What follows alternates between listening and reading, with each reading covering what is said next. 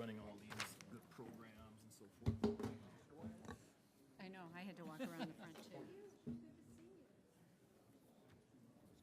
Oh, you were giving me one. Okay. I was like, do I have yours? I think It's you wanted yours. us to know, so we didn't, Overlap. we didn't want to waste, right, Got the it. precious few moments. Got it. Thank you. Smart. And I had brought all that stuff that Reggie sent me, but On that was right. before you guys, when you guys were. I just wanted to make sure that at least those got covered, and you're gonna have certain things. Right. Yeah, I didn't really prepare talking points, but I'll be okay. But yeah, right, well, we'll talk about what we do, right? But since there's so little time, it's good, because Reggie sent me the stuff, but he's here, so I don't have to worry about these, so I Well, I know think we're those going to will be also covered. understand the format. So Reggie and I didn't assume that we were kind of speaking. He wasn't going to bring it, but I think he said anyway. See, look. It's been going on, because we've had the date changed like 3 times. Planned and Works. because it was originally going to be Transportation, but I think that's. workforce. Monica Madden, so it's perfect. Well, I think I will then pass. It's okay, man, go for it. I pass these out. Oh, okay.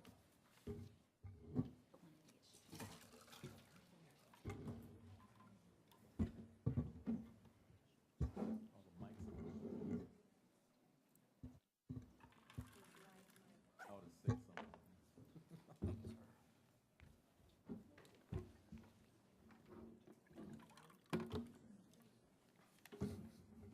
You?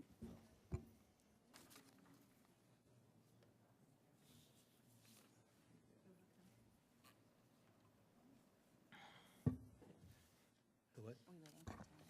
Yeah, she's just finishing. Your right-hand man, right? Thank you.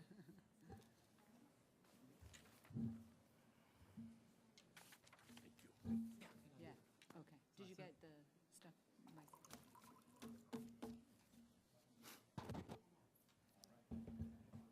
Holly will put her signatures on it. Yeah.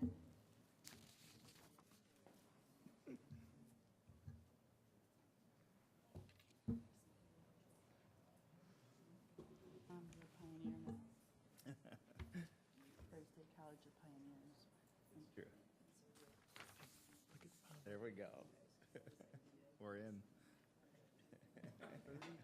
And look at the attention it's drawing. Right. You see a problem, robotics. you find a way to solve it. It did, I probably did. Somebody did. Right. Isn't that, that's pretty dang cool. Yeah, it is. And they all have company sponsors.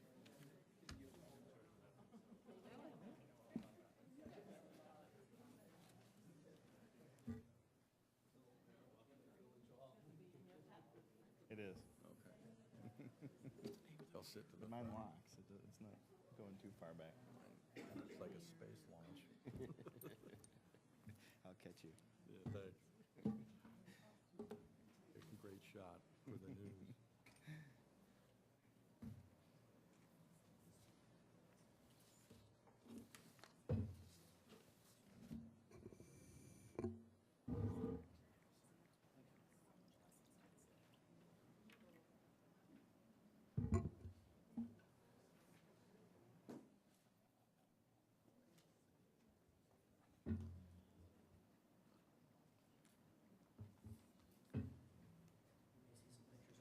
Recognize. Oh, yeah? Okay. All that stuff. All that stuff? Yeah, some of it.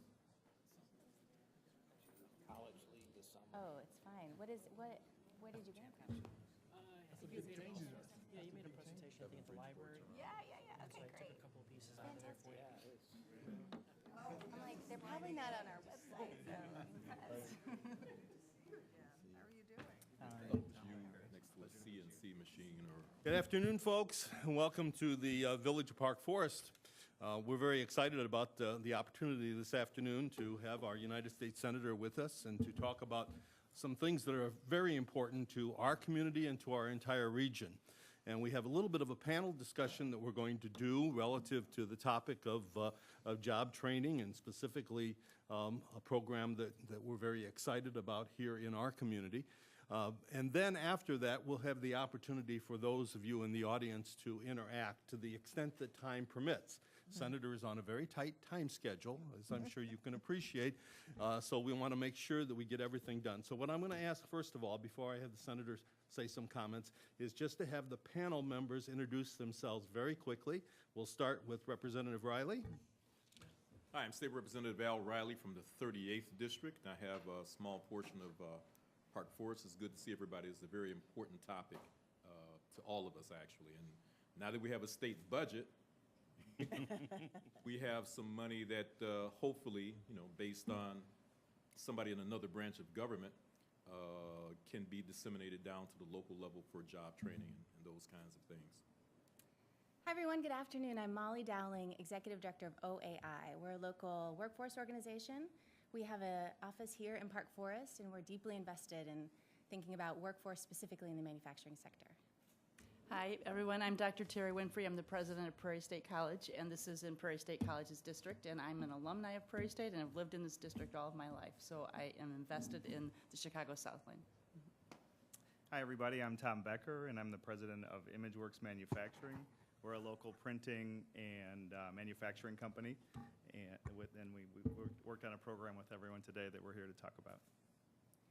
I'm Mark Kramer. I'm a manufacturing career outreach coordinator with Rich Township High School District 227, and we've all worked together on this project. Wonderful.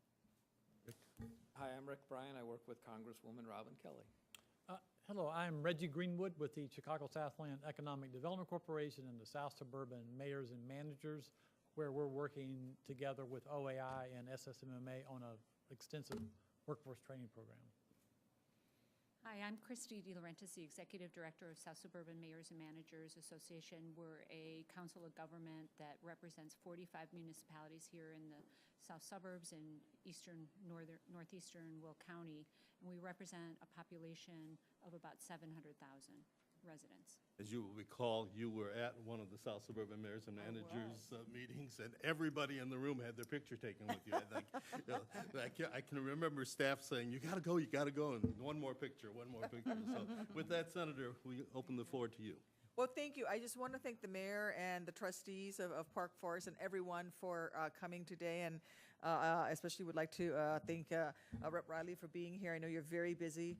But this is something I know is near and dear to your heart, and you've been talking about this for a long time. I know that people talk about we need to grow the economy, but then when you talk about that and you say, well, how do we attract companies to these areas?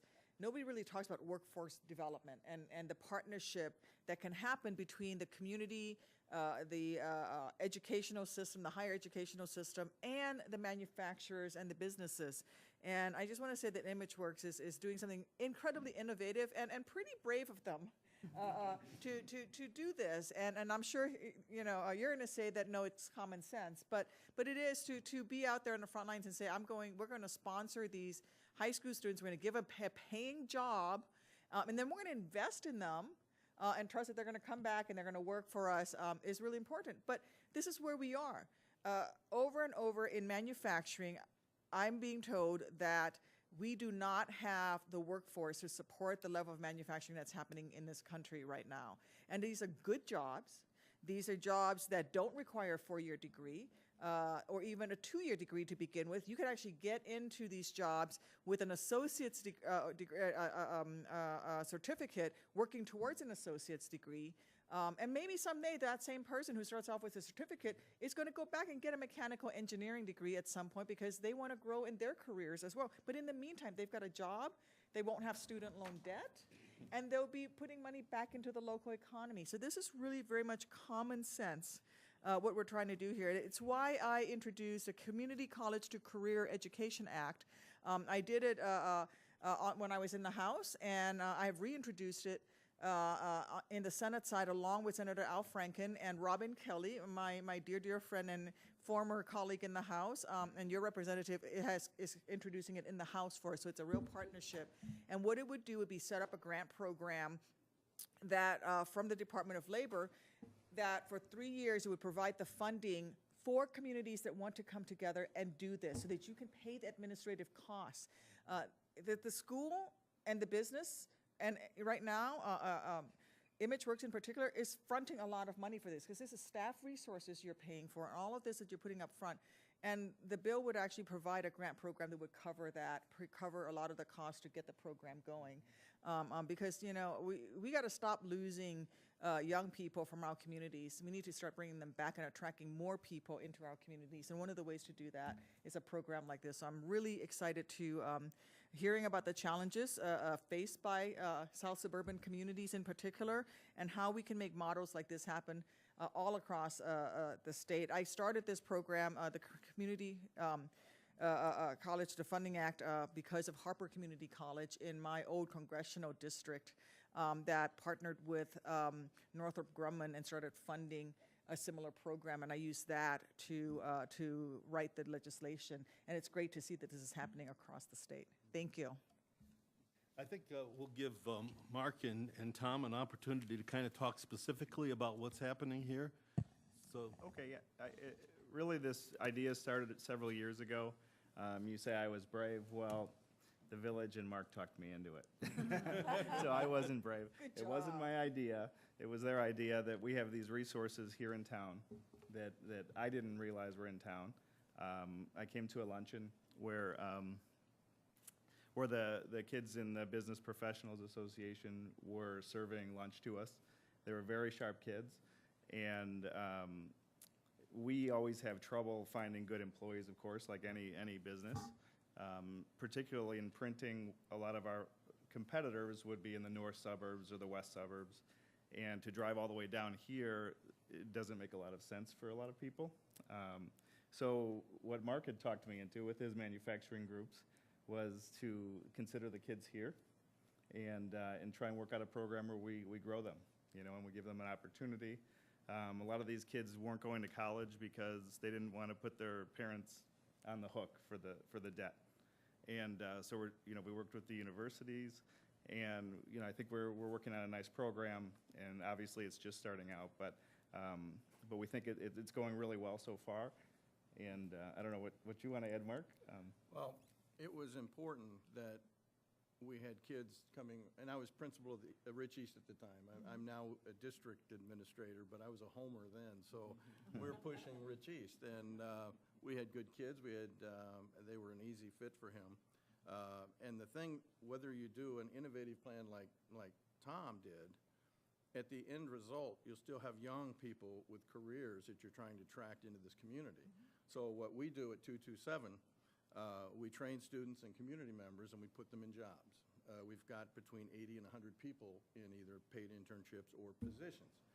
Then what we're trying to do is they get a job in a local manufacturing facility, then we're taking some of there's literally hundreds of houses that are abandoned in Park Forest, and we're trying to take those houses back, renovate them, take the people that we just put in the job with the manufacturing people, put them in the house for free.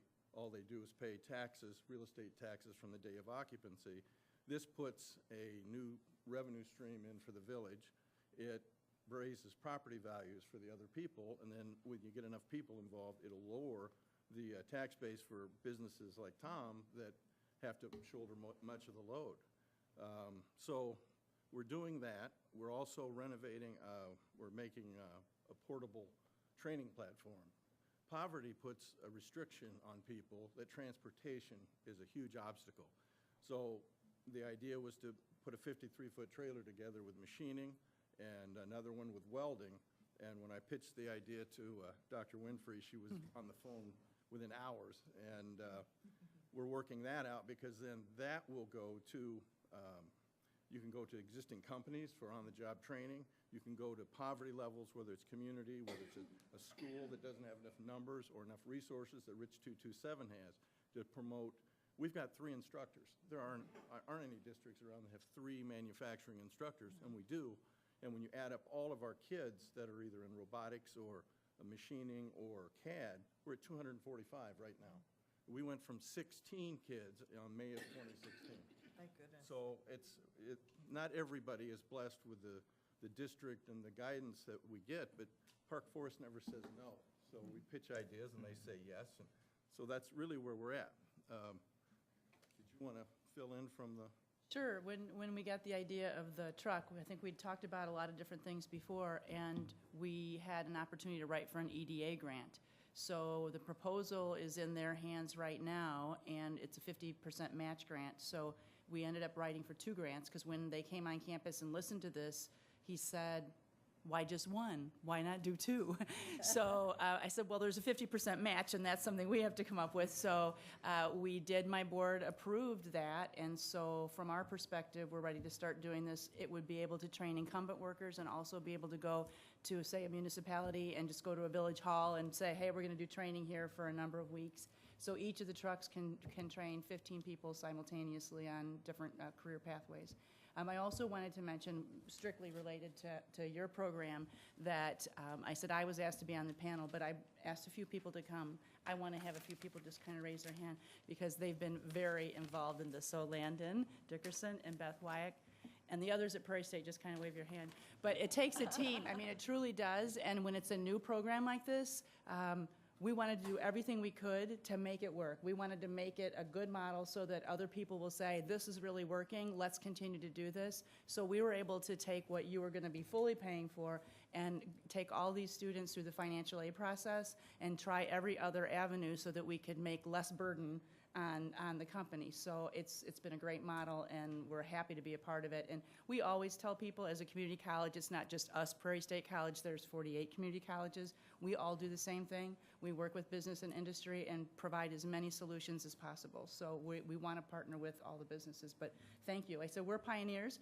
Prairie State College are pioneers, and he's truly a pioneer. Well, thank you, because, you know, there was a lot of, because the program's new, we didn't have a lot of the things figured out early. And everybody's been really patient. We're working on it. And really helping with the whole group, transportation being one of the issues. The young adults are going together to school every day, and they worked out the hours so that, you know, we have a set schedule, and we know when all of our employees are going to be there. So, so I think everything everyone's doing here is wonderful, and your proposals sound wonderful too. Tom, before we move on, can you just give everybody an overview of what your company does? Because it's not just a printing firm, it's an international company. Yes, we print on metal and plastic, so we're a specialty printer. What does that mean? You'll see displays in stores are typically printed on plastic. We have a direct mail line where we send advertisements through the mail.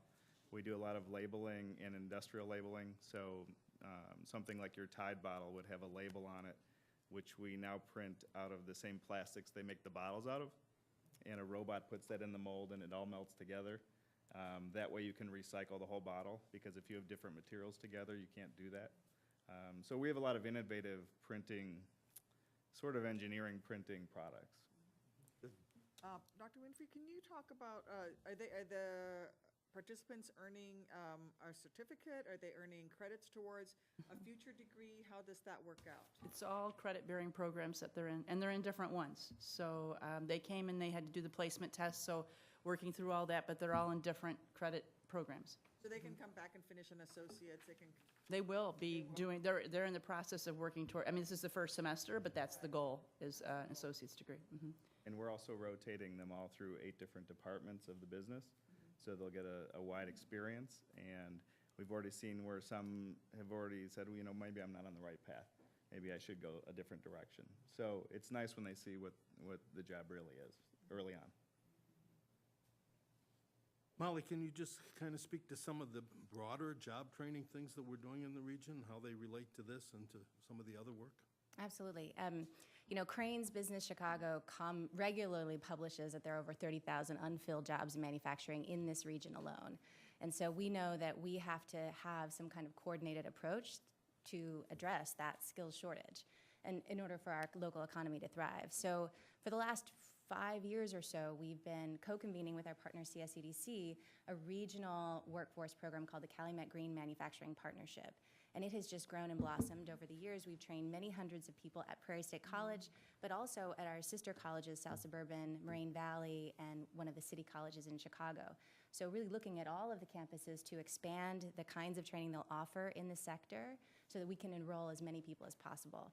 Part of the challenge that we face is promoting careers in manufacturing and getting people interested in them. That's what's so exciting about Mark's program, that he's getting young people exposed early and seeing that this is an exciting field. As you said, there are great wages to be had, there are career pathways, there's low barriers to entry, and there's lots of opportunity. And so some of the strategies we've done to help get more and more kids interested is our Regional Manufacturing Day. Manufacturing Day is a nationwide program that asks companies to open their doors and allow tours with young people. So we've done hundreds of kids every year throughout the region touring companies. And in the last 2 years, the idea came up, how can a company remain connected to these schools throughout the year, not just on one day in October? And so we have started a new initiative called the Southworks Robotics and Engineering Competition. We have this year 20 high schools planning to compete in this regional competition. We know there are other kinds of robotics competitions, but we also know that many schools face barriers, mostly financial barriers to participating in some of those. So we have removed all those barriers. It's been incredibly exciting. 13 teams competed locally last year, and we again have 20 teams registered this year. So there's a list on the back of this little handout that shows Rich. Of course, all 3 campuses are participating, and we expect to have a good showing from them. Each of these schools is sponsored by a local company, so they are investing in an ongoing relationship, making sure they have what they need to compete in the robotics and engineering competitions, and also to expose young people to the kind of career opportunities that are available. So we're really trying as much as we can, in addition to asking Mark, as one of our industry local educational leaders, to help influence other schools to do similar programs. And meanwhile, we're asking many, many companies to do just what you've done, Tom. So we're fighting the good fight. Reggie, do you want to add anything to that? I think I'd like to sort of suggest that to look at this list, everyone, again, and look at the number of companies who are involved in this. So there are literally 20 companies, and each company has to, we've asked them what they're doing to invest $1,250 to the high school to help them buy equipment for these robotics or engineering challenges. And we asked them to be a mentor to that group of students. So they are spending, some of them are meeting almost weekly with their high school team. Some are doing it at a month. So it's a really interesting idea to let these young people see that there are actually jobs in these number of companies. And we're proud of the idea that these companies go out throughout the entire region, from Crete to all the way up to Alsip, to Tinley Park, to Orland Park, to Calumet City. They really are some substantial companies who have seen that they can make something happen. They can influence the opportunities for young people to be involved in. When I first started back at this job, John led many meetings with organizations trying to talk about getting our companies involved. And I really want to continue to compliment what John initially thought about, that it would have become as big as it is now, to have this many companies spend this much time working on ideas. And particularly John and Mark Kramer has been just a great leader in this, and Representative Rowley has particularly been involved in trying to make this thing, something. So, and obviously Robin Kelly, but I think it's something we could be proud of, to have this many companies stand up and say, we are going to help young people get excited about jobs. And somehow we have to figure out, of course, how to make it bigger. I mean, what do we do, Senator Duckworth, to take this kind of commitment and take it to the next level? One of those things is to help these high schools not just compete locally, but compete nationally. We had an opportunity to meet with one of these companies called Vex Robotics. And we also now want to help these schools learn how not just to compete locally, but to compete nationally. And we're definitely finding that we're trying to attract new companies to come to the region, to be able to talk about that this many companies are taking responsibility to build the workforce is something that we can use to attract companies. In particular, I'd like that maybe Christy could talk about how our municipalities, not just Park Forest, but many of us are recognizing that it's important to bring companies and high schools in our municipalities together. And I was just going to add, excuse me, I was going to add, as you were speaking, Reggie, that it's not, and really for Tom's, I don't want to speak for Tom, but certainly it's not solely altruistic that they're doing it. They really want to hire a workforce that's going to grow and flourish and be successful in their own industries. And so I think this is really why this list has grown, is the recognition that it's self-serving to get involved. Your college program, the grant program that you're proposing, is so important to help decision makers make those decisions to make the investment in local workforce, because obviously the municipalities and others are very interested in having both their talented workforce stay within our region, but also bring their earnings back and keep those resources flowing through the economy locally, as opposed to losing talent and kind of the brain drain. So we think about that at a university level or college level, but it's really our youth and all of their skill sets that they bring. So providing the opportunity at the high school level, and even younger in some ways, some of the robotic problems are starting in middle school, is really exciting, because it allows individuals who don't see their future initially, heading off to university, either for financial or other reasons, finding an opportunity for them, and these career paths are so important. So your program and others would help facilitate that, certainly. One of the interesting things is the level of competition that's beginning to occur between our high schools and our companies. And I was told by Tinley Park to take a personal message to Mark to make sure they realize they are not winning this year. It's gonna be The gauntlet is down, the right? ga- the But gauntlet. he's at a higher level now. He's not Yes. just one Yes. school, right? That's right. Got Right, he three. promises not to. Rick, you want to give us some perspective on the Congresswoman's, I know she's tied up in Washington, couldn't be with us, but you're here on her behalf. I don't really have any prepared comments, or, she's working with the senator on these bills. We work with all of you guys to prepare our young people for jobs that are available here. It's kind of ironic that there's a lot of people are looking for jobs, and there's a lot of companies looking for people to hire, but they're not connecting right. So Robin has done a lot to try to encourage that. She's got STEM work camps in her that we do in our office. We have a lot of meetings like this as well, and she meets with all of our as many of our industrialists as she can, to try to and our educators, to try to link them together as often as we can. So there's a lot of partnerships going on in our district. Hopefully there's more. The work that's being done here is fantastic, so I don't really have anything to add to that, so. The National Manufacturing Association did a survey recently and asked all of their members nationwide what was keeping them from growing in market share. And you would think these days that they would say cheap products from overseas, cheap products from India. They might say, dumping of or currency manipulation by countries like China. It's not. 85% of them said lack of a skilled workforce. 85% really? of the Wow. members of the National Manufacturing Association. And that says something, because our folks can compete on a global scale. Made in America is still the global standard, the gold standard. People in other countries want to buy made in America before they buy anything else. But if we can't produce those quality products, then someone will fill that void. And it will be China, it will be South Korea, it will be Germany, and it should be us there leading. But if our kids are not ready to enter into these job opportunities, then Yeah, I then think we one of would never have that. I think one thing that we found is that we have to let the companies see they do have a responsibility and opportunity to make this happen, what Tom has done, right? They can't sit around and wait for us to bring to them the workforce.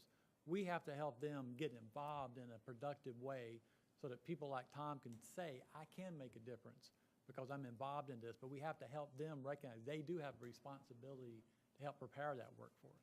I think the other thing too, though, is that what you're doing now, and I see more of it, in fact, the different grants, the TRIO grants, where you're working with middle schools and also then high schools, because we need to plant those seeds earlier, much earlier. Because by the time they come to us, they may not be interested in manufacturing, or they may not be interested in something, so we need to get them interested. And I love all the new innovative things that are happening with the competitions. I went to the ones at 227 recently and watched a lot of the girls' teams, so they're competing against the guys, and it's just fun to see that at that young age, because they're really interested and they're seeing this is fun. And we need to find more ways to do that, to get them interested in this kind of work, because a lot of the students, they come and they walk around, they do tours, but then they end up registering and they say, I'm going to go into business. So, or other things, but getting them interested is going to be a key thing. And if I could jump in, one of the biggest single problems is getting a certified instructor in a classroom with machining skills. We need to relax these restrictions and make it available because they're, like a pharmacy tech, there are not many pharmacists walking around there with a teaching certificate. In manufacturing, very few CTE teachers are endorsed to do metalworking. So we need to work on a way of getting these machinists down into the classroom because these skills are going to go away. The average workforce is 55 to 60 in these plants. And if we don't get this closed now, it's not going to be 20,000 vacant jobs. It's going to be hundreds of thousands, and we're never going to catch up.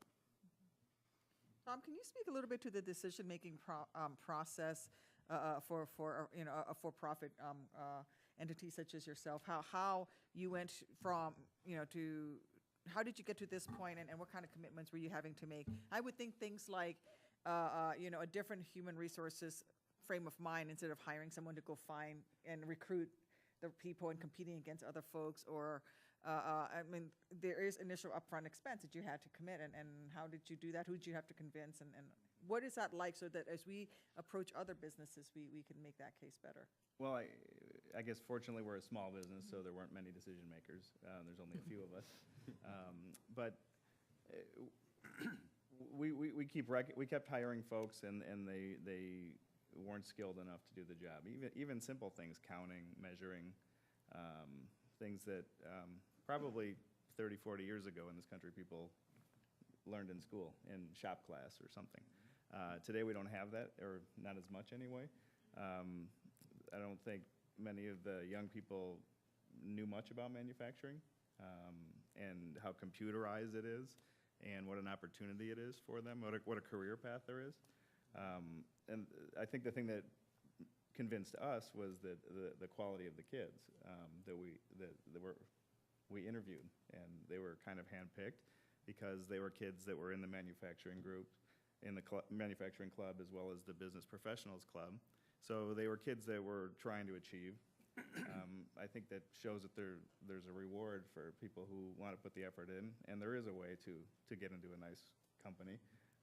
We're hoping they stay, of course. We're investing in them, but if they leave, they leave. It's okay. In the meantime, they're still working 30 hours a week while they're going to school, so it's quite a load for them, for young people. And but so far, so good. They've been able to handle it, I think, because they're motivated. So. What do you pay them? I'm just curious about how the minimum wage has an impact on your programs, and whether you're more inclined to hire somebody and pay them more or pay them less, and whether you can attract people more or less depending on the pay. How does the minimum wage figure into all this? What should the minimum wage be? Well, I guess we look at it as a combined expense, right? We have their education to some level at least, whatever gap there is, and then we have their pay. Right now they're a little bit above minimum wage. It seems fair to us, and they're going to leave. We're pretty much trying to go 4 years with them and get them out of school. If they can leave with no debt and have a job along the way and be probably quite a bit ahead of their friends who go off to college and have a lot of debt, or the ones that don't and have a job and don't have a career path. Are you paying their tuition too? Yes. They're getting way more than minimum They're wage. getting much more Right. than minimum wage. I think that's the thing that's so great about this program is the fact that not only do they have the job, but they have that encouragement to continue their education. When we first started talking about all these things, Reggie mentioned the fact that, we would have these meetings and sit around the table and talk. The idea was that students may end up going to a four-year college. They may end up getting a degree in engineering. That may indeed be what they want to do. They may end up working towards a business degree where, plant management is a component of it. And I think what Tom has done is looked at all of the aspects of what he has in his operation. He does have accounting, he does have marketing, he does, so as they learn all of these things, they can get that sense of, yes, I want to be part of the manufacturing world, but I want to go into this element of it or that element. And their tuition is being paid, they're getting paid money on the job. If we can replicate this kind of thing at other places, the benefits are just going to be fantastic for everybody. So another really interesting company is called Bimba Manufacturing. They are very sophisticated manufacturer of pneumatic cylinders. They have been one of the sponsors of Creek-Monee High School's Robotics Club. And last summer, they hired all their team members over the summer as interns.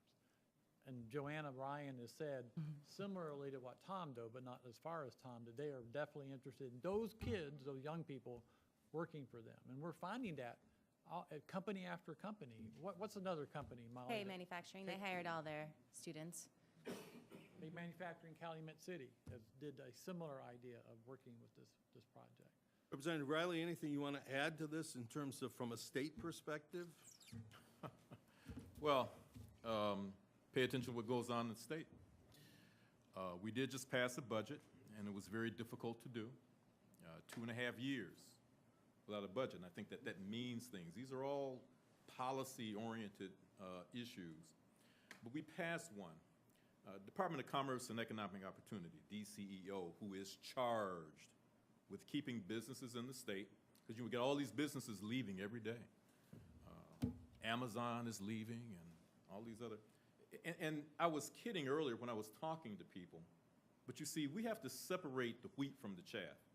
There's the reality of what's going on from a policy perspective, and then there's the ideological stuff you hear. The fact of the matter, businesses aren't leaving the state any more than they ever left the state. Businesses are coming to the state. So the question is, what do they want? You know, what do they want? DCEO has that charge, but DCEO also is the job trainer. That's what they did. And thanks to the senator for saying, yes, I've had a passion about job training forever. Everybody remember, got to be an old timer, MDTA and CETA, so for CETA program. I ran those programs back in the 70s. I was chief planner in Will County, and one of the departments I had administered the CETA program. Title I, Title VI, public service employment, all that kind of stuff. So I've been in that a long time. And so let's ask, what are the differences? What's different? We talk about, was that United States Chamber, whoever said that 85% of them said that we don't have a trained workforce. Well, first of all, I would question those numbers, first of all, because you would have to say that something is radically different. You know, the kids and the people who existed at that time that existed now. We can talk about the fact that there's been a diminution of things like voc tech in high schools and all of that. But essentially, we're talking about the same group of kids. And I have found that a lot of businesses and industries do a poor job of outreach. You know, the people are there, it's out. So we can say that it's all of those things. But we have a $1.5 billion agency, DCEO, that's what we funded them, to do these very kinds of things. And I think that we should all hold them accountable for how they spend that money. Somebody good to have been on this panel is Karen Norrington Reeves, who's the head of the Chicago Cook County Workforce Partnership, to actually say what's going on in our workforce investment area, what's actually going on right now, what's needed. So from the state perspective, there'll be people like me always fighting for new and innovative ways to be sure that people are trained. Part of that has to do with how we fund the community colleges and the four-year institutions. I mean, I think that people who want to get involved in manufacturing aren't just people who don't want to go to college. There's folks who want to go to college that want to get involved in manufacturing also. So I think what we need to do is look at the tremendous opportunity that we have, look at those entities who are responsible, you know, for being involved in workforce development, and hold everybody accountable. Let's all get together and see what we can do. I think that one of the things that that we are doing is trying to encourage more voc tech in the schools. We had it at one time. Voc tech centers went away. You know, there was an area career center right there on 294. There still is one in Joliet, Wilco Area Career Center. We need to encourage those kinds of things to make sure that people are involved and want to be involved in manufacturing. But you know, I think it's out there for the taking, and we should go about the business of taking it. I want to open the floor to folks who are in the audience, because there's some really significant people, including a mayor and a school superintendent and you know, village administrators, et cetera. So I want to offer the opportunity to ask any questions or make any comments relating to this. If you would identify yourself initially so the senator knows who she's listening to. So anyone offer anything? While people are thinking, if I can just jump in and kind of add to the representative's comments, one of the things that I think is unique to the Southland is that we were originally, you know, an industrial area served by rail and our road transportation networks. And I think so we have some legacy history around manufacturing here that we can build upon. And I think with this collaborative and the partnership and a lot of the resources that are being committed to by municipalities and other institutions, we have some real opportunity to try to use this as a strong pilot on success. So the ImageWorks example and the BIMBA and some of the other ones really just showcase how important it is to engage local employers in this dynamic, but other you know, nonprofits and civic organizations, institutions, because it's really a broad partnership that will impact, you know, the future economy of our region. So, you know, I wanted to make sure to make the case that I think we have some unique attributes that make us, you know, a clear target for this, but it's also the success of working together that's proven, you know, proven our future. Audience? Dr. Thomas? I'm Dr. John Thomas, Superintendent of Council, District 57.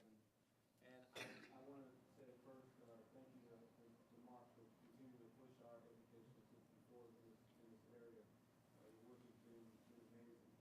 The thing that I do want to add and kind of ask is that these businesses, these jobs that are open were created by entrepreneurs. And I hope that we don't forget the entrepreneurial side of this discussion as well, and that whatever legislation is needed, it also incorporates entrepreneurial training in that we need people to also be able to develop these companies and develop these businesses. I think that's a very good point, you know, and I know Molly's involved and Reggie's involved with the Chicago Manufacturing Renaissance Council. And CMRC has a school that it operates on the west side of Chicago, Austin Polytechnical Academy. And Austin Polytech, among the things that they stress to their students, is not just getting that certificate, not just getting on a career path, but, you know, the concept that someday you could be developing the product for your own plant. And that entrepreneurial spirit is an exciting part for a lot of kids. I mean, that's the motivating force.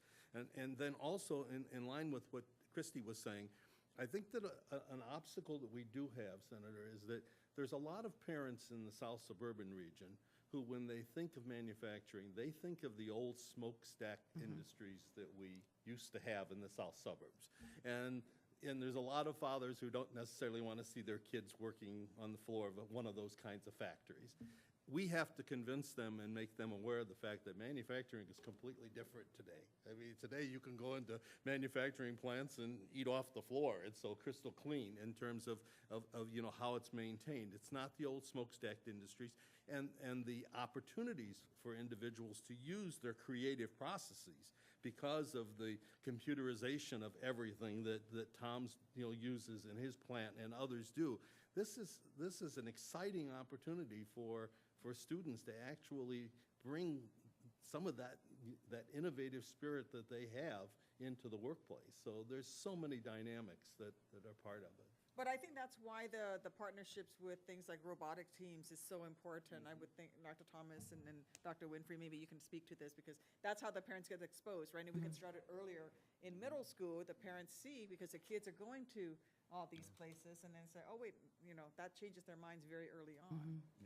And I think the misnomer for us that community colleges are where people go when they're when they're not sure what they want to do or they can't go to university is absolutely untrue.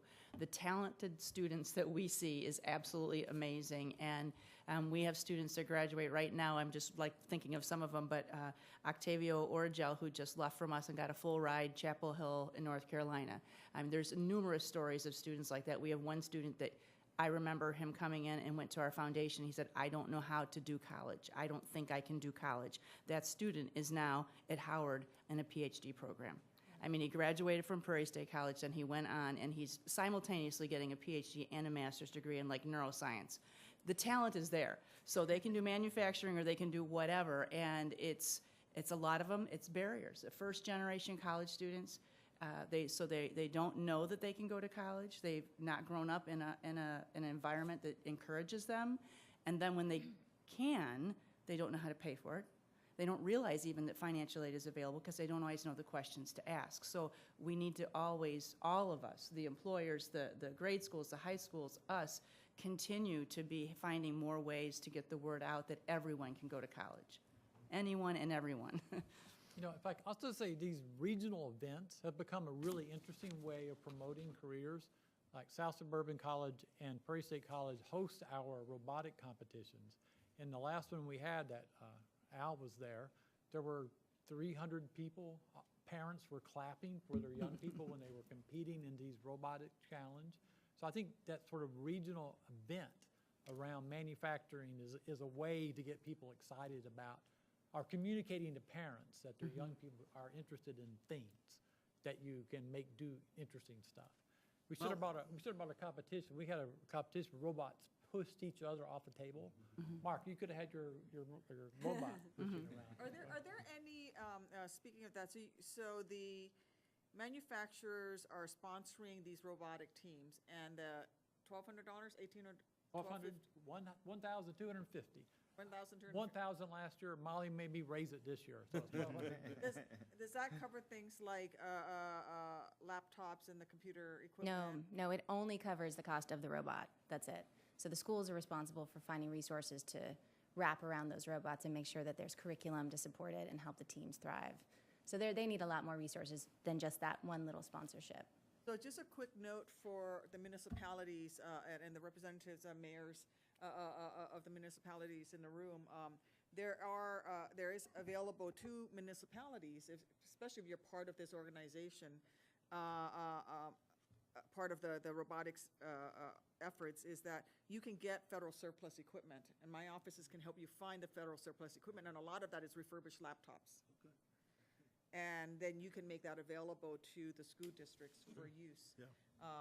And I've actually helped VFW Post get, 30 laptops to be used for veterans outreach, that sort of Wow, thing. thank you. Sounds good. And they're all over the country, so definitely, and if you're a not-for-profit, you'd have to work through a municipality because it's only available to government. But you could work through the municipality. We'll be happy to partner with if there's anybody. something like that. Yeah, sure.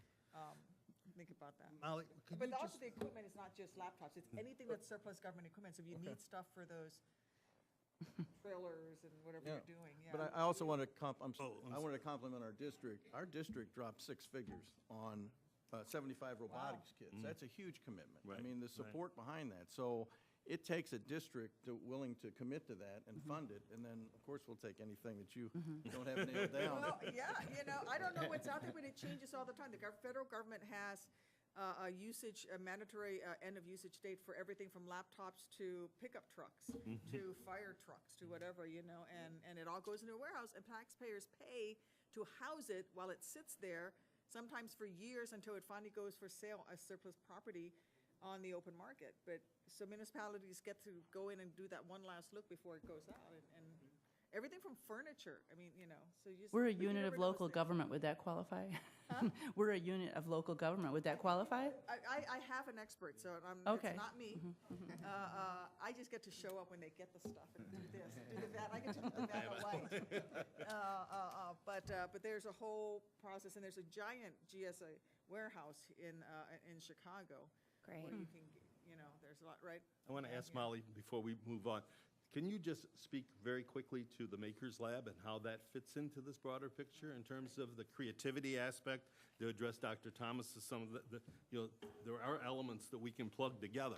Yeah, so addressing the concept of entrepreneurship and specifically around product development, there is a Maker Lab right here in Park Forest that's part of a larger Southworks Maker Lab network that it was started amongst the local colleges. And we just happen to be a community site and community partner. So the idea is to help expose not only young people, but entrepreneurs to these new digital tools for prototyping. So we have 3D printers and laser cutters, and we do training on all of the equipment, including microprocessor control, Arduino microprocessor controlling, and other really cool tools. So we teach them how to use the equipment and then also provide supports through training on the product development process, starting at the business, getting financing, bringing it all the way to market. So we're really excited to have that to support our local business community as well as students, exposing them to that same process.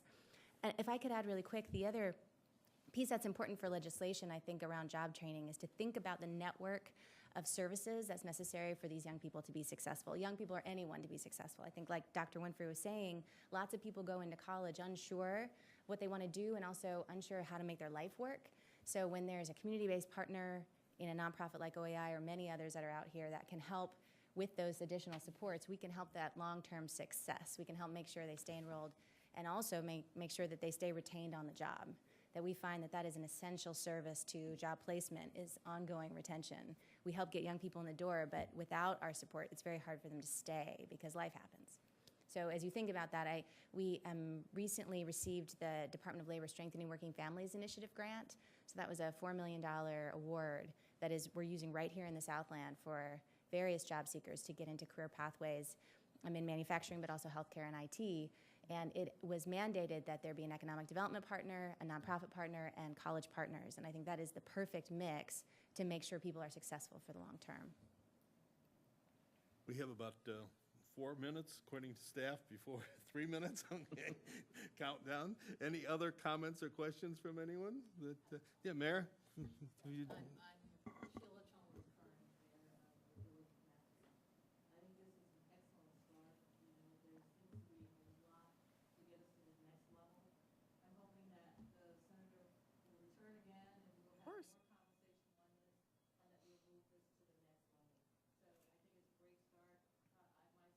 Traveled through all 48 community colleges, as you remember, when I was with the Lieutenant Governor's office. And I understand what happens, needs to happen in order to move us to the next level, and I hope to be a part of it. So thank you.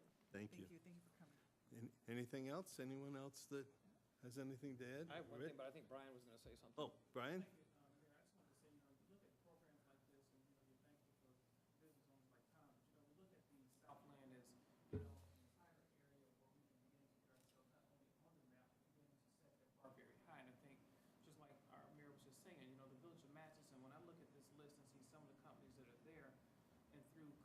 South Suburban Mayors and Managers, I think we need to bring in more partners like Tom to make this program even larger and bigger to be able to give back to all of our constituents.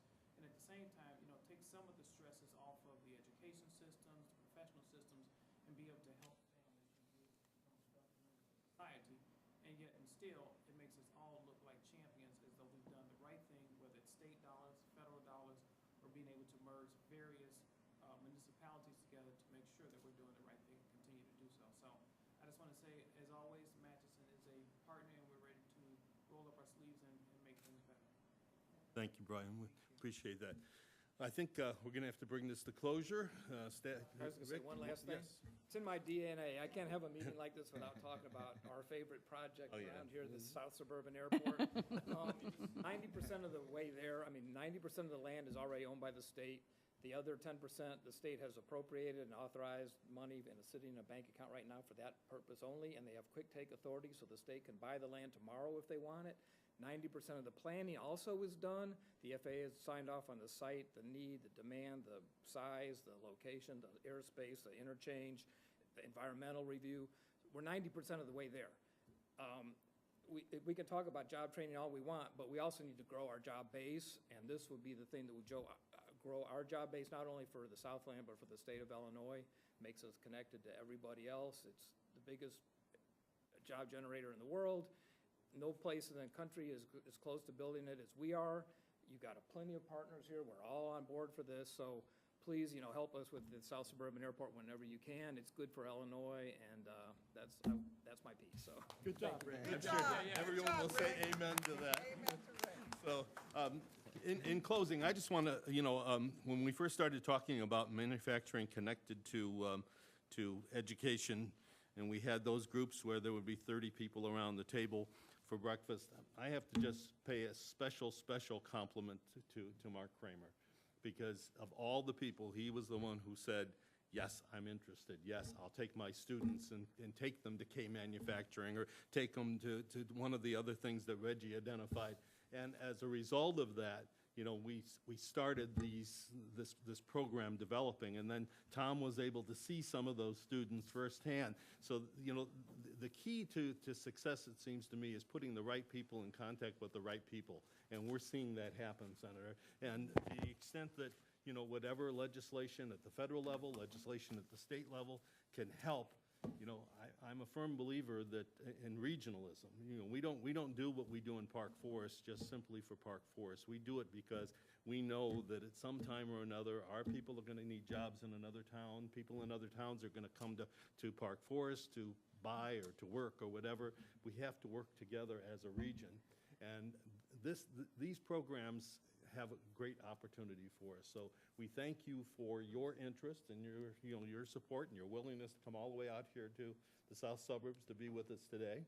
And we're looking forward to working together. All right, it's great to be here. Thank you, everyone.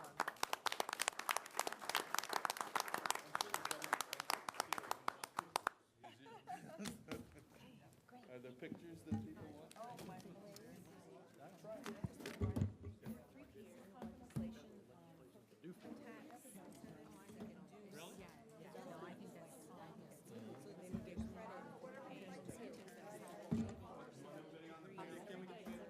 Panel members, if you could come up here, we'll take a picture with. I don't know what happened. Hi, how are you, Molly?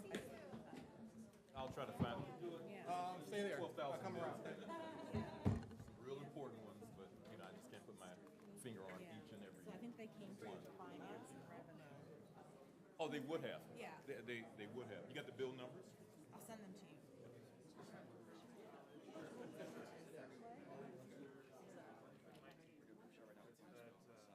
like to sit down, or you want me to sit down?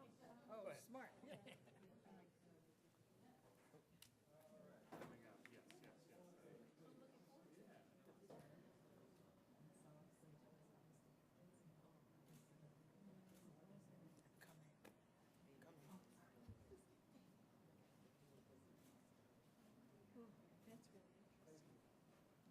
All right, thank you, everyone. Sorry.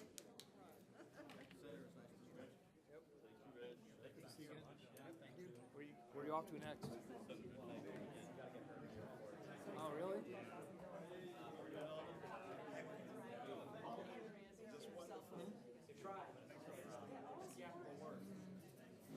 Yeah, thank you. Thank you for coming out. It's easy for me, 5-minute drive, so. So you're going back over here then?